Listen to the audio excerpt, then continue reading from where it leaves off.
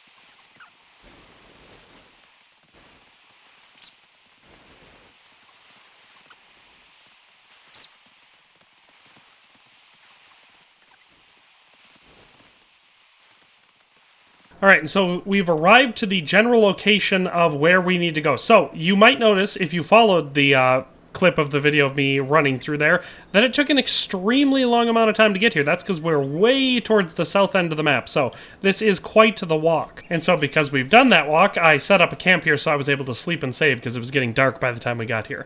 And it's also important to note that this spot that we're going to be digging here is right next to a cannibal camp. So I am currently in a pacifist playthrough where I have not yet killed or even harmed a cannibal or a mutant. So they haven't been attacking me. I don't know if that's just my unique experience or if that's how the game goes in general, or it's because I have not been encroaching on their territory. It's entirely possible that when I try to dig up the spot, they might attack me since it's like right next to their camp.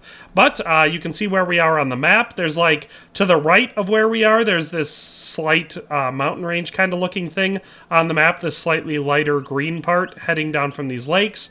You can see that there are quite a few lakes all connected to rivers, so landmark wise there's a lot of stuff leading you here, but it is this green flashing dot on this section of the map that we're heading for. I'm sorry that I can't show you the full entire map. I wish I could. I don't really like that the game doesn't include that. But this is where we're located. So like I said, once you get here, we're going to need the shovel. Yeah, see, there's a cannibal already coming to check me out. And so we've got the shovel, so now we're going to go over in towards this camp in here.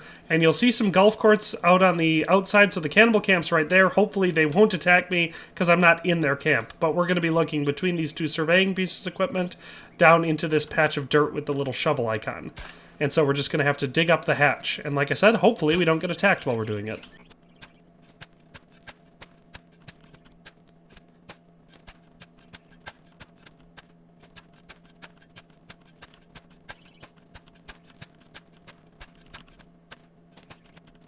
Alright, we have successfully dug up our hatch, and so now oh, they're paying attention to me, so let's just open it and go down.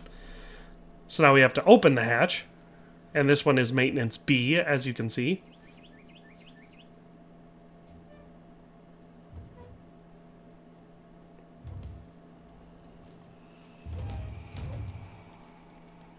And I'm going to quickly go down so I don't get attacked. I don't think they'll follow me down here. So we should be good now that we're down here. This is a dark and scary underground place, so you might want to come here only if you have appropriate weapons and equipment and all that sort of stuff. But once you get down to the bottom of the ladder, we're going to go down this hallway until we find an open door.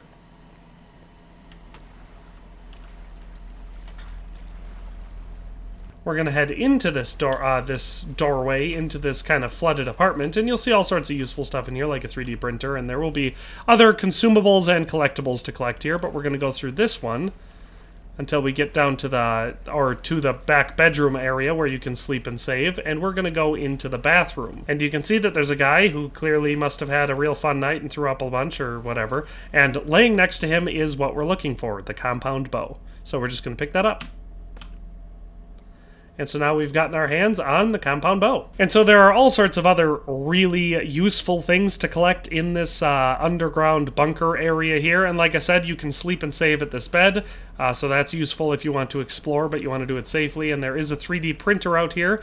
And one of the things to use a 3D printer for, out of the very many things that you can use it for, is to print to 3D print arrows, which you can use with this bow. So that's very useful. And it makes it one of the more renewable ammo sources in the game. As far as the compound bow itself goes, it is obviously a two-handed weapon, so it's got that as a weakness, but it does draw rather fast, so it can be a rapid-fire weapon. It has pretty dang good range. It's pretty much totally silent. You have the advantage that you have with all of your ranged arrow type weapons where you can recollect, apparently I'm already full on carbon fiber arrows, but where you can recollect your ammo so you don't run out of ammo quite as quickly as you do with guns and stuff. If we go into the menu and compare it damage-wise, so the first one you start out with the handcraft is the crafted bow, which is pretty dang weak. It's not bad against cannibals, especially if you go for headshots, except for the really big, powerful cannibals, because them you're still going to need to hit a bunch of times.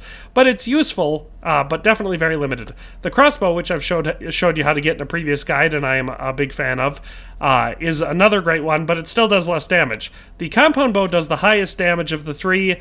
You can use 3 different ammo types in it, which you'll find up in here. We have the carbon fiber arrows, which, like I said, are extremely good, and you can also fire stone arrows out of it. And 3D printed arrows are another one that's kind of in between. So the best ones are the carbon fiber arrows, the worst ones are the stone arrows, and 3D printed arrows fall somewhere in between.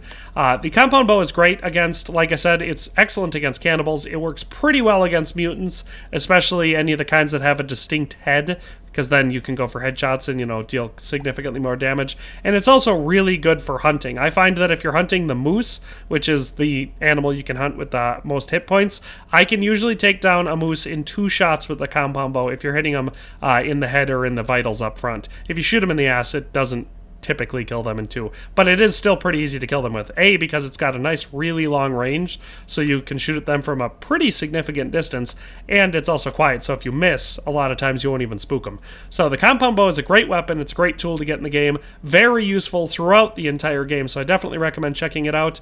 And this guide should have showed you how and where to find it, so I hope I made it easy enough for you. But that's all for today, and we'll see you next time. Thanks for watching another Dare to Game video. If you liked this video, please leave a like and a comment. If you haven't already, be sure to subscribe to the channel. If you like my content and would like to support this channel, consider becoming a member today for as little as $1.99 a month. It makes a huge difference. But in any case, thanks for watching and have a nice day. I'll see you next time.